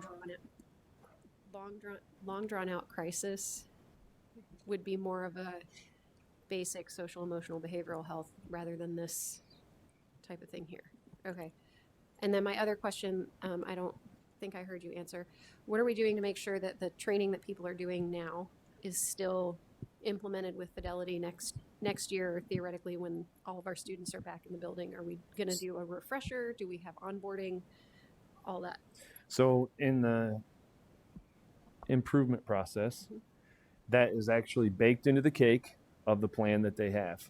So when we come to a spot where we can share that plan, because it's not quite complete, you will be able to see exactly how that's going to be evaluated and maintained. To give you an example, I think this one is pretty relevant to the situation. A violent event might not happen in kindergarten or first grade, but neither would a tornado, hopefully. But I will tell you, every one of our buildings knows where they're supposed to go, can do it in under 2 minutes, and they practice it. It's just ingrained in our culture because we live in the Midwest, and that might happen. So the idea that our schools and our communities know how to respond like that in a practiced fashion, just in case it does happen.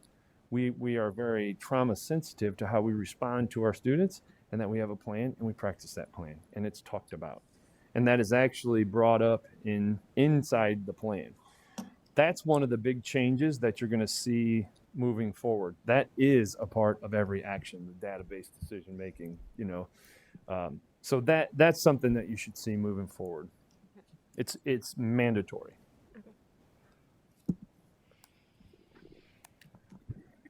Karen.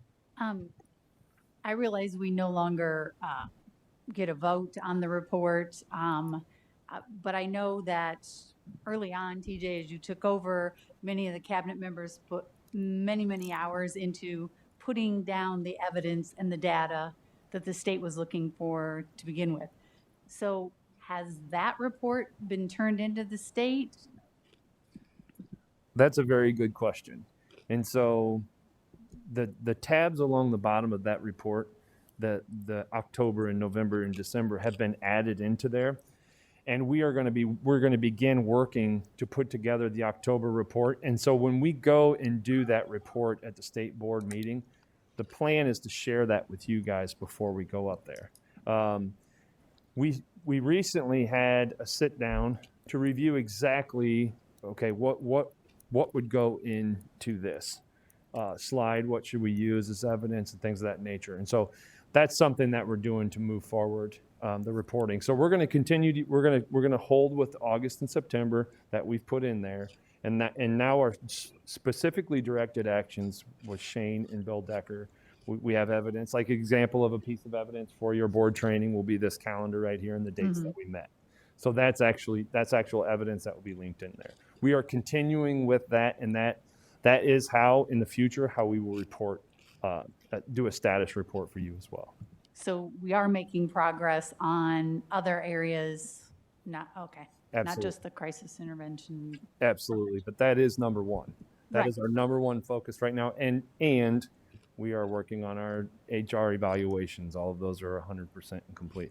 Right. Things like that we're continuing to. So we are giving the state the data that says, look, Absolutely. we have addressed these other things. Absolutely. Okay, thank you. Great question. Thank you. Director Snyder.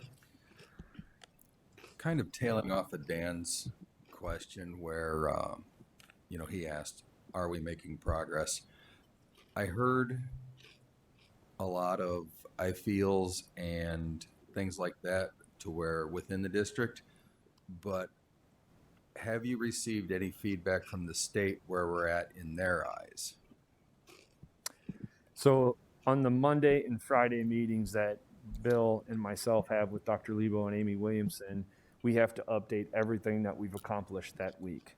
So when I say I feel or I think, the things that we are rolling out are plans and getting plans established and attaching people's names to those plans, the action's actually coming very soon. So a specific action would be, we've established the board calendar and the board training and what the board training will look like, as you're going to hear here very shortly. but there hasn't been a board training yet. We have established a finance committee and we're working on a line item budget, but what that is exactly, we haven't been able to share it with you yet. So that's why you might have hinted hesitation to me, because that is exactly what we need to start doing. We're on the cusp of having all of that action occur. Up to this point, we've been doing a lot of planning, putting documents down, establishing new routines and structures. So that's where you sensed a little bit of hesitation, is particularly from me. I know there's been a ton of work, and I know we're heading in the right direction.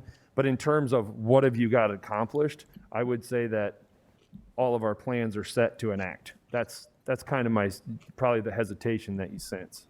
Well, when I say accomplished, I mean, are we where the state wants us to be right now? I'm not saying with anything enacted, even in the planning process, are we meeting their satisfaction as far as our progress? I'll have to ask Bill. Bill, would you mind coming up and helping answer this question?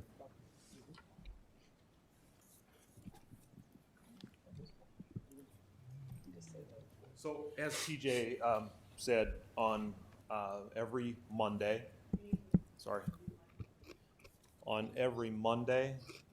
and every Friday, it's Shane, myself, TJ, Amy Williamson, and Lebo, Dr. Lebo, the director, that meet. On Fridays, it's kind of how did the week go, and on Monday, it's kind of marching orders for that week. We have had very productive conversations. We've had great interaction.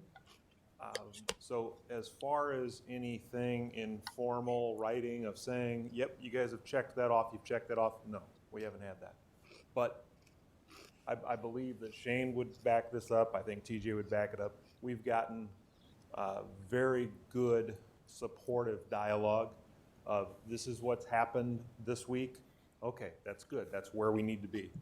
This is what you're going to do during this week. Do you think you can do that? Yeah, we can do that. We're going to do this, this, this. Okay, that sounds good. And so we're not to that formal piece yet, but we're not going to be too far away from that, because as we get closer to both an SBRC meeting that's upcoming, as well as State Board of Education meeting that will be upcoming, SBRC in December, State Board of Education in November, we're going to get some more direct feedback as we get close to those.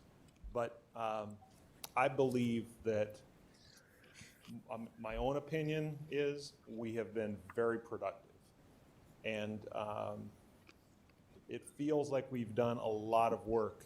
And when you think back about the time that we've been doing this, it's not very long. And so my own opinion, we're doing well, and the feedback that we've gotten from those two folks has been very positive.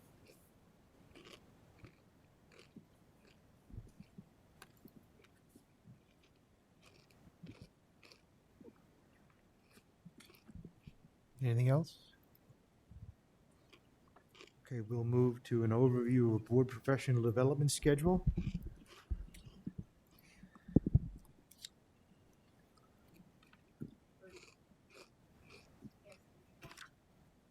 Is Ms. Schneider, are you on the line?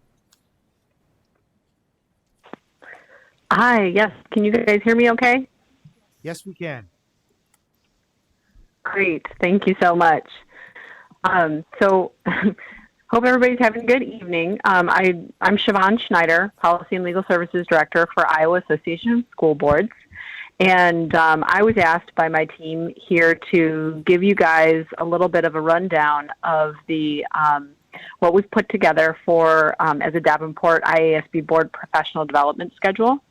And I don't have a clear view of it, but hopefully, Mary, do you have that document up on the screen for the board members, or do they have access to it? I believe we all have a hard copy. Wonderful. Great. Thank you so much. So what you're looking at on this schedule is the result of some planning meetings that we did internally and also with Bill and TJ and Bruce and Dan to basically put together a framework for what board trainings will look like for the Davenport board. So you can see there are two different types of highlighting here. The yellow is the regular meetings, and the gray is the committee of the whole meeting. And essentially what we're looking to do is have a regular schedule of board development sessions that are about an hour, 2 hours in length. Kind of depends on what your committee of the whole meetings look like already for that agenda. And this will be training that is led by IASB, and it's going to be designed for different topic areas. And those topic areas should focus in on areas that are responsive to Davenport's corrective action plan, like crisis response and violence prevention and that type of thing. And so we'll go through the training during the COW meeting, and then also just learning about that content area in particular. And that can involve IASB directors. It could also include your district staff and other third-party content area experts if needed, and of course the AEA content area experts. And then we're going to put together basically sort of a progress report for what we would like to see or what the goals are for the board to be able to analyze that information at an upcoming meeting. So the structure will go, we work with you guys closely on a particular topic at the COW meeting, and then at the next upcoming regular meeting, you'll have one of our staff members or potentially someone from the AEA on hand to help you with applying that board development. So you guys would then, you'd be in the driver's seat and you'd go through the topic area, the review for that evening as part of your meeting. And then you would be able to apply some of the training that we've done, ask particular questions, things like that. And then we would be on hand for just a brief refresh at the end and reflection to say, okay, how did this work? Did the questions that we came up with and the analysis that we came up with, did it apply for this situation, that kind of thing. And then it will help us as a launch pad for the next topic and the next set. So that is the structure that we're looking at here.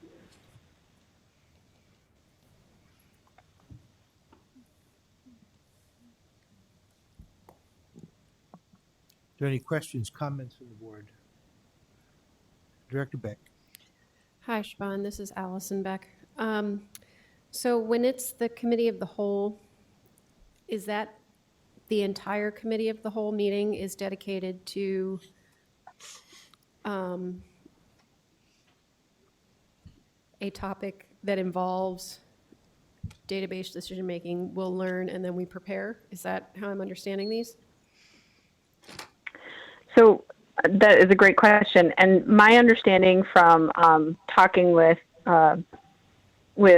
everybody was that we would need to allow time for you guys to still be able to utilize your committee of the whole meeting or committee of the whole meetings for the additional topics that you need board development on that are not related to this. So that's why we said that the COW meetings, we may be working with you for an hour or we may be working with you for 2 hours, sort of depending on what's appropriate for that particular agenda.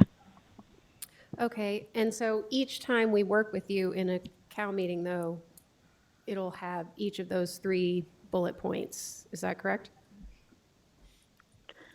That is the intention. Okay, thank you.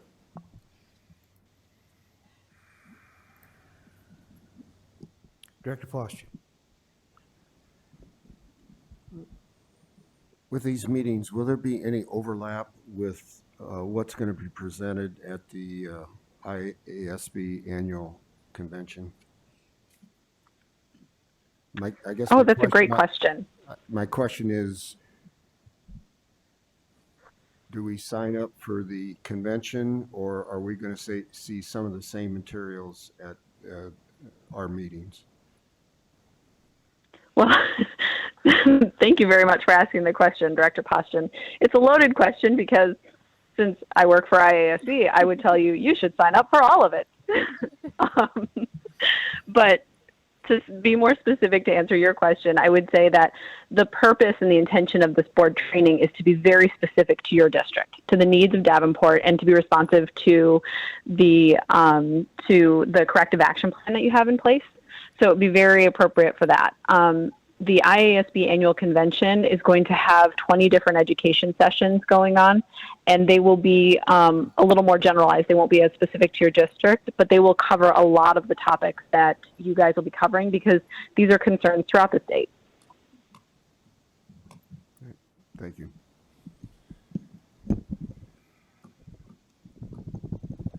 Siobhan, do you care if I give one quick little side note to that? Oh, please do.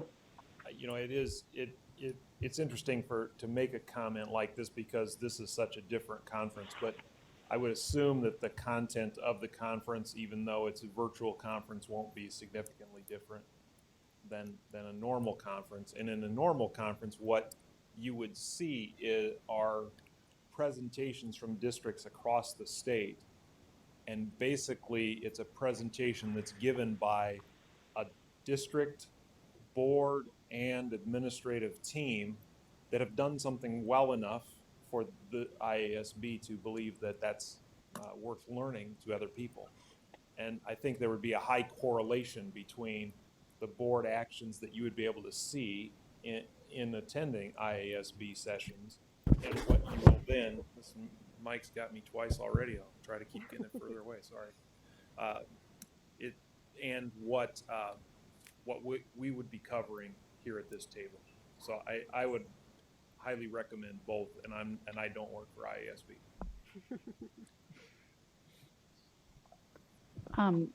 Bruce, could I address, I sent an email to Dan and Bruce, and, you know, there are some budget issues that we need to address, and it's about a $1,400 cost for us to go to the IASB. And my position was, you know, $1,400 in the big scheme of things is probably not a big deal, but if we're getting all this training here locally, I think the board ought to be fiscally responsible as well and take a step back and say, perhaps this year, with it being virtual and with all the training we're going to get, that we don't sign up to do our part in help cutting the budget.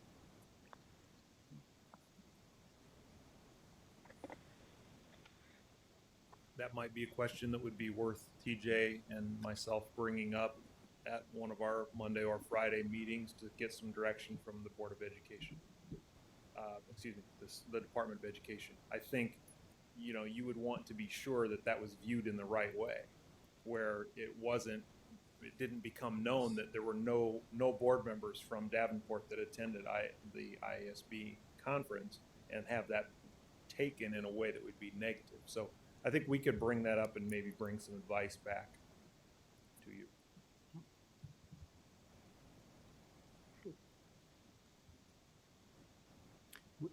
Do we know what the costs will be for us on this?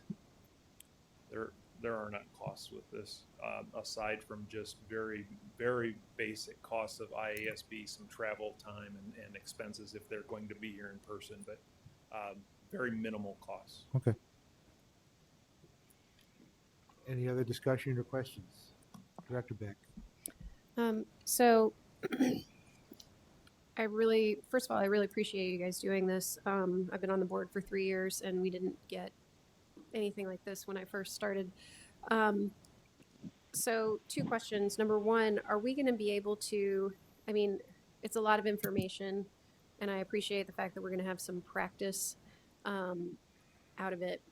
Are there things that are easily sort of, I don't know, packaged into a handbook or a PowerPoint or something like that that we can refer back to and then potentially use in the next, you know, when new board members come on and we have a chance to, you know, they need to be onboarded in all of this training as well.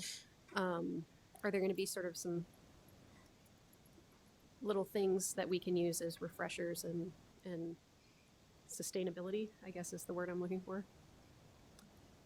Director Beck, I can try and field that one. It's pretty common practice for IASB during the course of workshops to, if we think that certain documents or forms would be valuable as future teaching for districts, to go ahead and include those as deliverables, as something that we, share with the board so that they can apply it in future settings.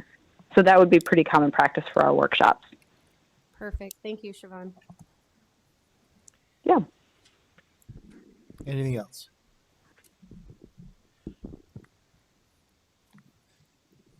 Okay, thank you very much. We'll now move- Absolutely. Thank you, guys. Have a good evening. Thank you. We'll go to board requests. We have two. One from Director Snyder. It's listed as an agenda item. Due to the spending freeze, teachers have expressed concerns that they can't make photocopies for needed classroom materials, as an example. Also, after school, tutoring has been canceled, and that's concerning for student achievement. Why are you making the request? Are there other cuts that could be made that aren't directly tied to the classroom, that wouldn't tie the hands of our hardworking teachers? Is this a agenda item really, or is it an information request? I'd like it on the, I guess it's an agenda item to be a discussion. A discussion item, okay. Is there a second? Second. Agenda. This board request from Director Gosa. Agenda item, description of the request. I would like for the board to have a monthly report from the Equity Committee. Why are you making the request? This is important for the board to be actively involved in this, as well as have the members of committees we actively have, and at what buildings, and feedback as to responsiveness of building staff. When would you like this? We'll bring it to the agenda committee. Is there a second? Second. Seconded by Hayes. There are any administrative reports? There are no administrative reports. Chair will entertain a motion to adjourn. So moved. All those in favor say aye. Aye. This meeting's adjourned.